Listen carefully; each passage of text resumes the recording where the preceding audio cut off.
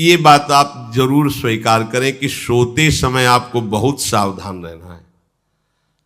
और प्रायः गलती सोते समय करते हैं उपासक की, कोई प्रपंच की बात याद करते हुए या मोबाइल देखते हुए या कोई गंदी चेष्टाओं का आपकी रात बेकार चली जाएगी।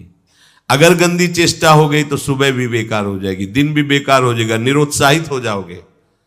सोते समय आपको समय नहीं देना व्यर्थ चिंतन का। उसी समय विषय चिंतन होता है, उसी समय विषय भोग की आकांक्षा जागृत होती, उसी समय विषय देखने की इच्छा होती। मोबाइल है तो जिस समय आप अपनी शैया पर जाएं स्विच ऑफ कर दें।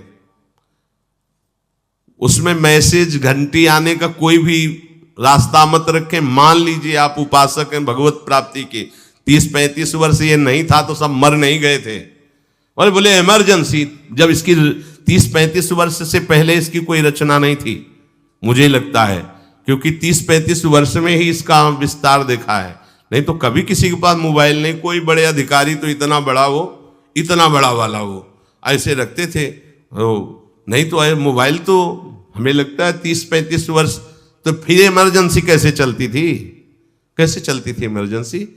और आप ब्रह्मा हो क्या कि इमरजेंसी संभाल लोगे? स्विच ऑफ करो। जो सब इमरजेंसी संभालने के लिए तैयार रात दिन न सोता है, वो हर समय जागृत रहता है, वो हमारा आराध्य देव है। स्विच ऑफ करो, चिंतन लगाओ श्री जी का। ये जो रात्रि के शयन के समय मोबाइल में इधर उधर दृश्य देखने हैं, अपने सर्वनाश का बीज बोना है। मान लो, हमारी प्रार्थना मान लो, ये उस समय मन आपको परेशान करेगा जब कमरे की सिटकिनी अंदर से बंद होगी। सबसे प्रार्थना है रात्रि के शयन के समय। तो बोले फिर ठीक है 10 बजे तक देख लेंगे मोबाइल, इसके बाद शयन के समय भजन कर लेंगे। होगा ही नहीं। क्या तुम देखना चाहते हो? प्रिया प्रीतम के सिवा और कुछ क्या देखना चाहते हो? वो तो सुभग सुंदरी सहज सिंगार, सहज शोभा सर्वांग प्रति सहज रूप वृषभानुनंदिनी। हमारी स्वामिनी जी की सुंदरता छुपाने के लिए आभूषण पहनाए जाते हैं, औरों को तो आभूषण सुंदरता बढ़ाने के लिए। यहां छवि के छिपाए बे को ऐसे के दास होके क्या देखोगे मोबाइल में? क्या देखना चाहते हो? वासना की क्रीड़ा, और तुम उस क्रीड़ा को देखना चाहते हो? परमार्थ के पथिक हो। देखना है तो प्रभु को देखने की वृत्ति रखो, अन्यथा मूंद लो आंखें। प्यारे, महान फल प्राप्त करोगे। सबसे प्रार्थना है एकांत में मोबाइल रूपी दुश्मन से बचो।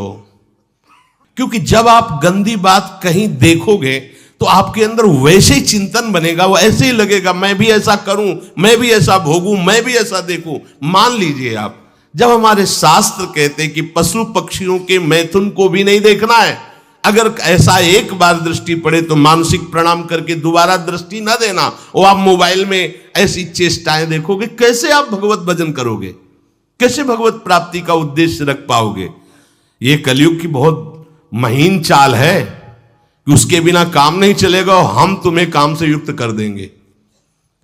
इसके बिना काम चलेगा नहीं, तुमको रखना पड़ेगा। और जब तुम इसे रखोगे तो हम काम अपना कर लेंगे। कलयुग ने कहा हम अपनी व्यवस्था बना लेंगे। यहां कह रहे जब आप नींद में जा रहे हैं तो बिल्कुल मानो मृत्यु शैया पे जा रहे हैं। आपको उस समय नाम जप में बहुत ध्यान देना है, कहीं मन बहक ना जाए। तो क्या होगा, 5-6 घंटे जो आप लेटोगे ना, वो भी भजन हो जाएगा। हमारा जो सततम योमाम स्मरति नित्यशा है ना, ये पूरा हो जाएगा। नहीं, उस समय हम सो जाएंगे तो हमारा 6 घंटे का वियोग हो गया, 6 घंटे भजन रुक जाएगा। और ये 100% पक्की बात अनुभव की कहते हैं, यदि सोते हुए भजन करोगे तो जगते। कई बार तो पकड़ा है कि अगर आधे पद में बेशुद्ध हो गए तो वो पद पूरा जगते ही शुरू हो गया है। मतलब बीच में स्थिति भागवती की रही। जैसे बेहोश करते समय हमने कहा था जब ऑपरेशन के हमें बता देना, तो उनका बाबा अब इंजेक्शन लगाने वाले हैं तो वो 1 मिनट हमें केवल दीजिए, अपनी चित्तवृत्ति। तो जब होश आया तो वही पहले चिंतन चल रहा था, वही चिंतन। जैसे सोने के समय हम बेहोश हुए तो जगने के समय वही चिंतन, ऐसे ही इंजेक्शन से जब बेहोश हुए और जब होश आया तो वही चिंतन चल। बहुत बड़ा चमत्कार अभ्यास का है।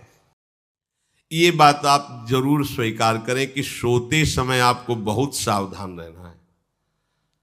और प्रायः गलती सोते समय करते हैं उपासक की कोई प्रपंच की बात याद करते हुए या मोबाइल देखते हुए या कोई गंदी चेष्टाओं का आपकी रात बेकार चली जाएगी। अगर गंदी चेष्टा हो गई तो सुबह भी बेकार हो जाएगी, दिन भी बेकार हो जाएगा, निरुत्साहित हो जाओगे। सोते समय आपको समय नहीं देना व्यर्थ चिंतन का। उसी समय विषय चिंतन होता है, उसी समय विषय भोग की आकांक्षा जागृत होती, उसी समय विषय देखने की इच्छा होती। मोबाइल है तो जिस समय आप अपनी शैया पर जाएं स्विच ऑफ कर दें।